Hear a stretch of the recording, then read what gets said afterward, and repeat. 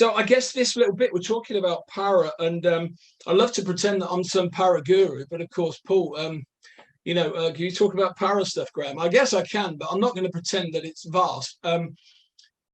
This guy approached me in 2018.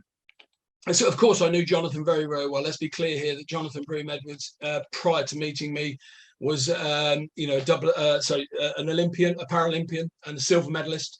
And he was 2 times world silver medalist and, of course, European silver medalist. It's a bit of a theme there.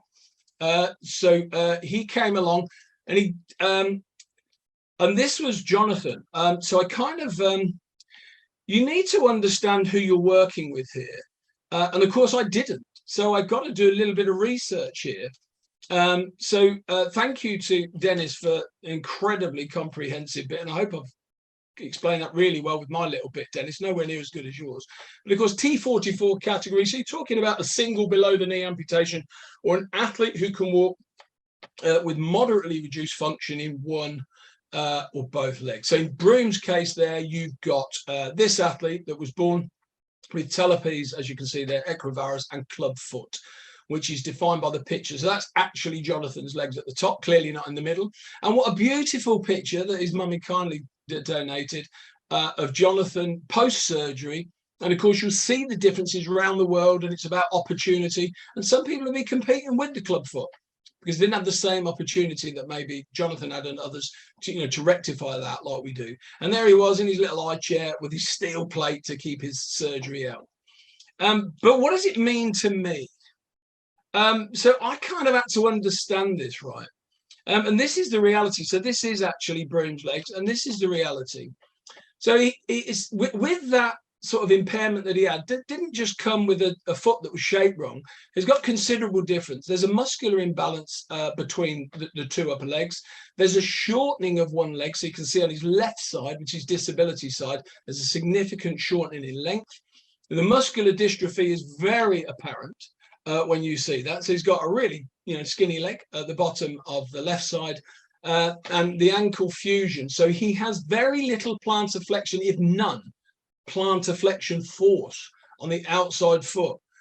But I thought you said he runs a curve. Hold on to that, people. Yes, he does. And here be some of the challenges that you will face. So he does run a curve, and yes, that is the outside edge. And if it couldn't be any better, even on his best leg, to coin a phrase that we've all got, a good and bad baby, is he's got dysfunction in his toe there, so balance and movement and stuff, right? So why do I need to know this? Well, it's kind of important, right?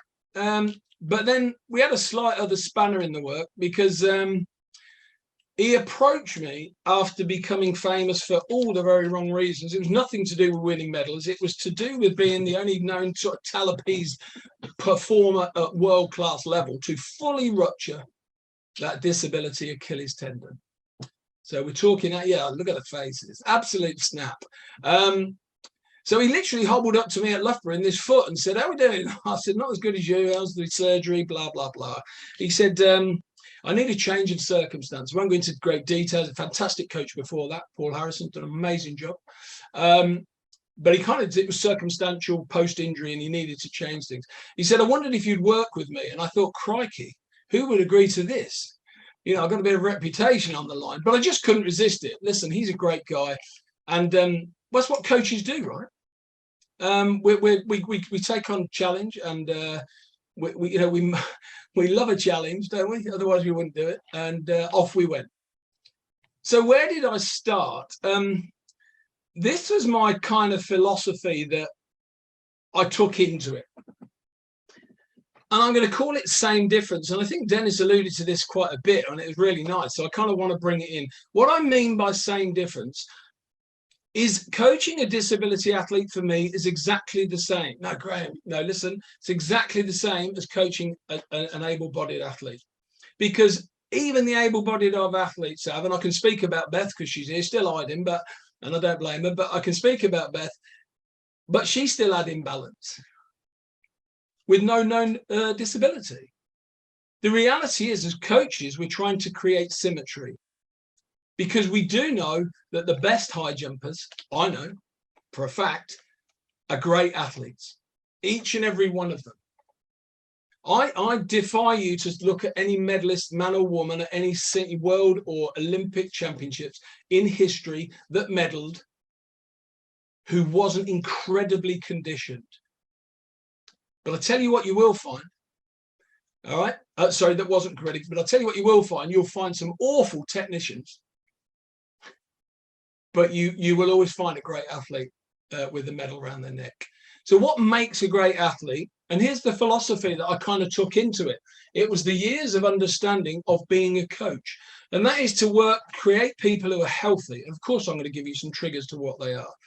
But it's to create people that are healthy. People need to be strong.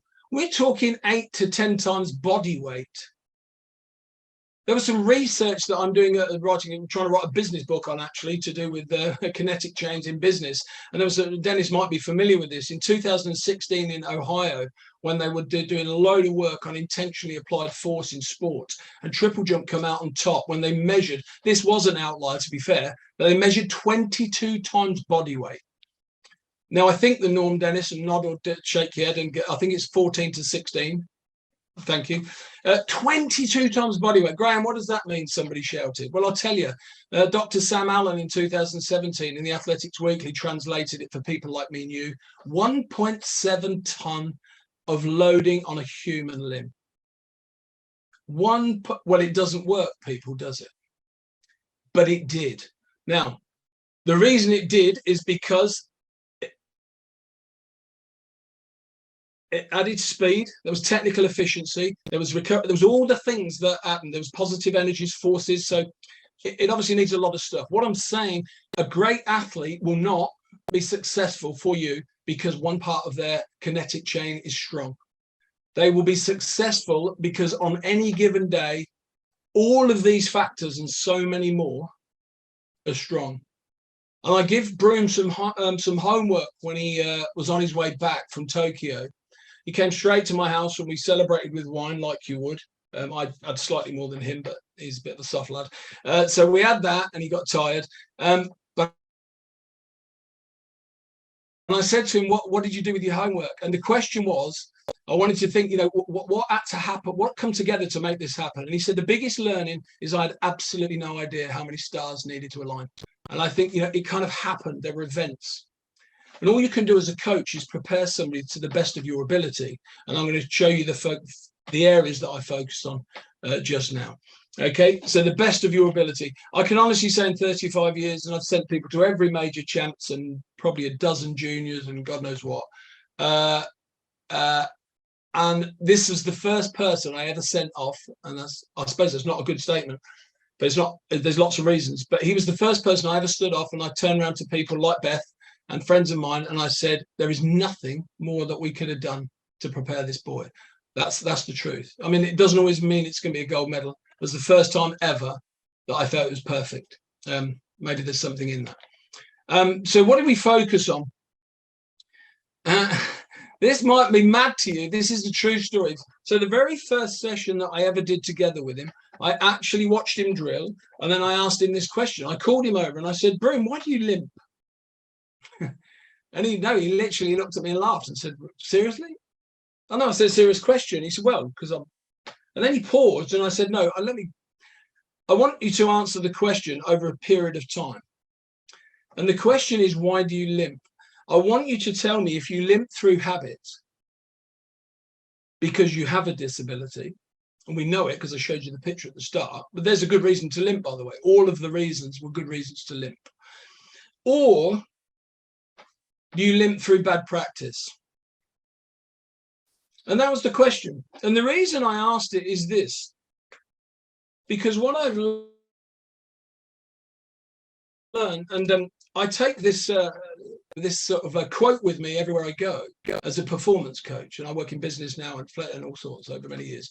But Aristotle was bang on, and he didn't have the research that we have now to prove this statement, by the way, and I'll give you it.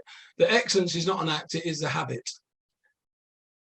So what we're saying there, we are what we practice. So I think in performance coaching, what I would urge you all to do is consider your practice and ask yourself how purposeful it is. If somebody's doing a drill in a particular way and you allow for that to happen, what you permit, you promote.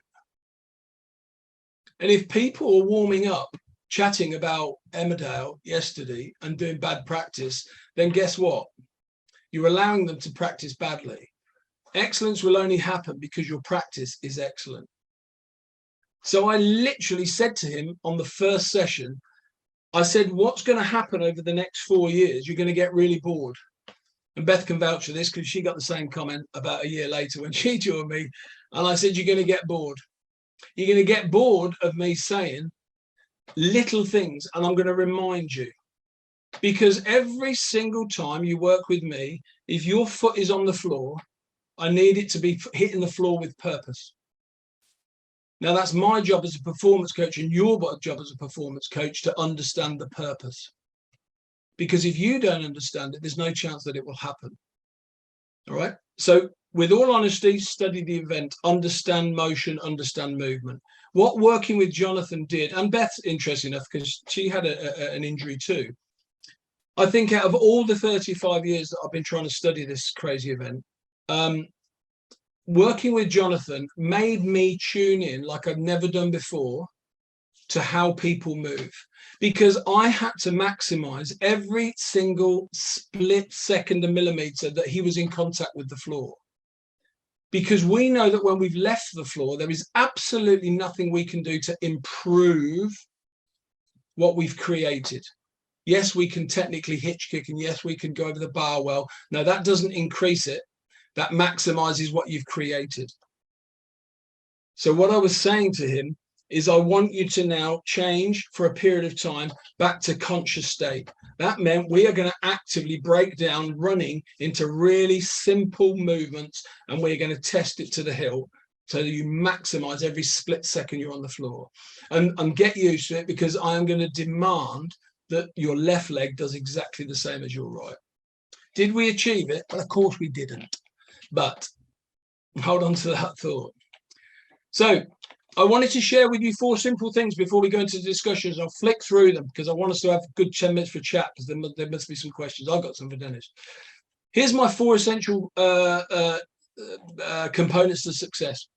And I don't know anybody, and please write to me. I offer this out all the time to many, many people.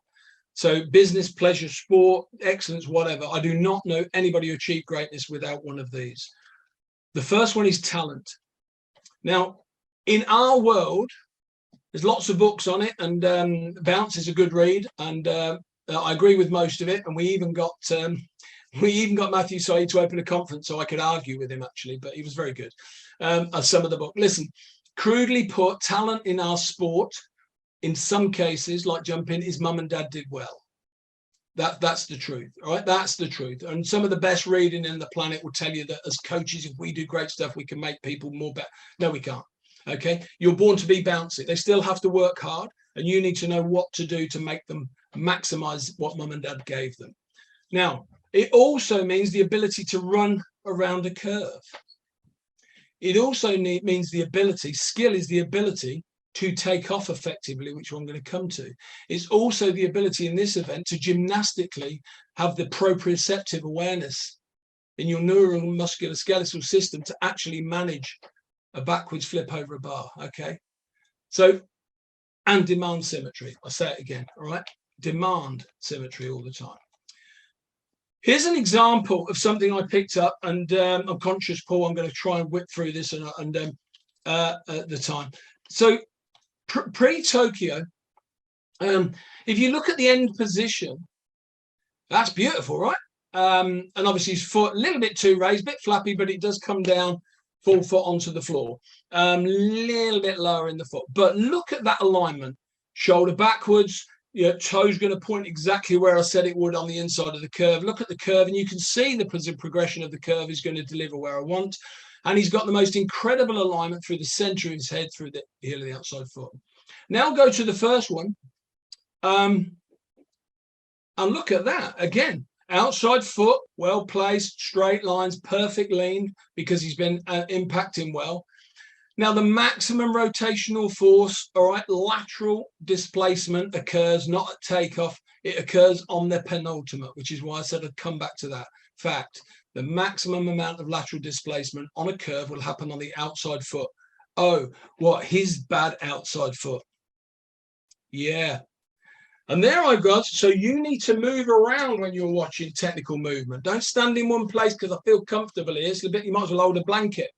You need to move around and get uncomfortable and try and understand stuff. So I did this and went, oh, I don't like that. Why don't I like that? Because I'm sure I'm looking at every coach here that can see the slowing of all those movements. We talk about triple extension on a vertical. Look at the triple bend there. We're talking ankle, knee with lateral displacement. We're talking hip. We're talking anterior pelvic tilt. Everything is bad. How well does he recover, by the way? Because that's an incredible take-up a split second later. It doesn't make it right because he's learnt to adapt. What did I do?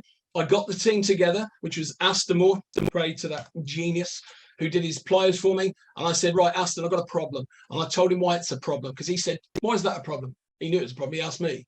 And I said, I need you to do what you can do to improve this. I went to Rob Miller in the gym and I said, Rob, what can you do to develop eccentric control on this? And then I thought, technically, what can I do? So we looked at the curve that still worked for him in terms of that, but minimized the maximum amount, tried to reduce the amount of lateral displacement on that knee. I know it's quick, but I just wanted to give an example. But this is what you will deal with, whether they're able-bodied or not. What you're getting, and I find this, and in my experience, is Jonathan was just magnified because of his disability. But all you can do is, like you would, if this was an able-bodied thing, what would you do? I would hope you would look at the technical movement to reduce that thing there. I would look at physical exercise in terms of dynamic loading, eccentric loading to avoid misshapes, and so on. We did exactly the same, people. We did exactly the same as I do with anybody else. But that was an example. And we did increase that significantly. Really powerful. So just moving on from that. The other thing, and I'm going to spend no time on it at all. Nobody stumbles across greatness. Nobody. So have a plan. Have a plan. You need to be able to assess where somebody is in a physiological, technical, emotional, and whatever state. And you need to understand what the jumper going to look like in a year's time, 3 years' time, and 4 years' time. For our case, it was Tokyo. We had 4 years to Tokyo. And I absolutely knew what he needed to look like. All the measures. And I didn't leave it to chance. I got 4 years of this, and you can hyperlink each week, and it brings out the training program, not for now. And it literally details the progression. So don't stumble across greatness, please. Have a strategy. The other thing is motivation. The reason I say that is because the journey to success is hard. And I tell you what social science has said, and workplace science is this, is that people, contrary to the popular belief of dictatorial coaches and authoritarian leaders, people will work to a high standard over a long period of time because they want to, not because you tell them to. You can have talent and you can have strategy. I had it and we didn't have success. So be you, whether you like it or not as a coach, an extrinsic source of motivation. That means you need to know what's driving this person and you need to create practices and processes and relationships that absolutely fuel the fire. Get them doing stuff that makes them feel good, man. Even if it doesn't follow a mold somewhere. Oh, is that really good for a high jumper? If it's good for him, it's good for high jumper people. And the last one, of course, is you really need to focus on this, and that's resilience. But when we talk about this word, and this really came to the fore, it's my last point, and I'm across time. But I really want to say the last thing I wanted to make about this. Jonathan made me think about this in a different way, because if we talk about resilience, you can go to workshops, go to webinars, read books. They'll talk about bounce back ability. I'm not knocking that. That is what resilient behavior looks like. It's the ability to go again, face of adversity, get back up, blah, blah, blah. Jonathan changed my thought process, and I want to share it with you. True resilience isn't the ability to bounce back. It's the ability to never fall in the first place or break. So I've got somebody that's broken. Now that needed incredible resilience. Imagine this, people. Don't imagine it too long. Imagine jumping off a box for the first time. Imagine jumping over. Oh my, they're trying to think about it. Okay, with your Achilles sewn back together. That's resilient behavior. But my mindset was to create somebody that would go to Tokyo with a physical resilience, to not be weak, to not break at all, with a mental resilience to manage the environment, with an emotional resilience of control, that's relationships, and behavioural resilience. Because Owen Eastwood from the All Blacks was bang on. All right, when you talk about behaviour, all right, is the All Blacks lawyer and now lecturer, and wrote a great book called Belonging, by the way, and it goes around the world. Owen Eastwood created a formula, and it said performance success equals ability plus behaviour. It's not enough to have skill and talent and be an expert. Top performers behave in a way that reflects the level of that ability.